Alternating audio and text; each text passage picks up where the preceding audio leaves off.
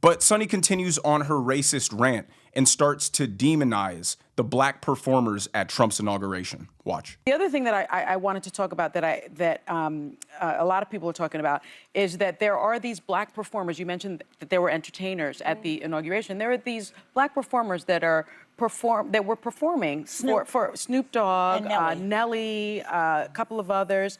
And I saw Keith Boykin, a friend of mine, say something that I thought was really important, and I wanted to play that clip.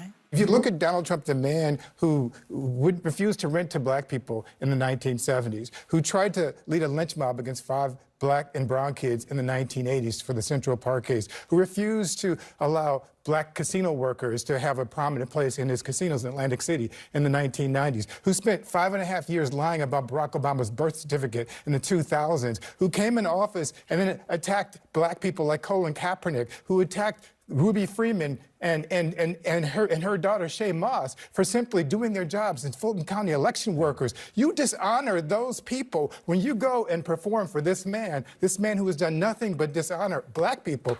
So, you know, for me, even though I didn't watch any of the balls or anything, I think what Keith said is so important for us to remember, that this is who Donald Trump is. These are the shame tactics that did not work for the Democrats in the election, but they're also the same shame tactics that black Democrats use to shame any black person who doesn't want to fall in line with the party. They will try to paint you as some sort of race traitor, Uncle Tom, against your own people. Anytime a black person stands up and says, I can achieve greatness on my own, I don't need any racist permission to be successful. I will not quit in the face of hardship or challenges. This is the greatest country on earth, and I have the opportunity to make something big out of myself, and I'm gonna do it. They always demonize that person. They want them to have a collective victim mindset where they lock themselves in a cage and never even allow themselves to flourish. And that mindset is being forced upon them by the Democrat Party. Why would black people want to support a party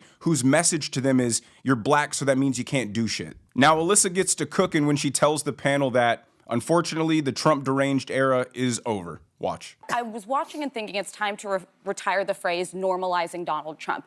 Donald Trump is normalized, whether you like it or not. 75 million people voted for him. He is now as much a part of American history as George Bush, Barack Obama, and any other two-term president.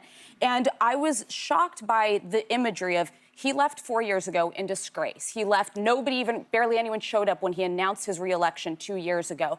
And now he came back to D.C. like a conquering king. He had the biggest titans of industry there. He had celebrities, he had fashion designers, he had Democrats and every former president there.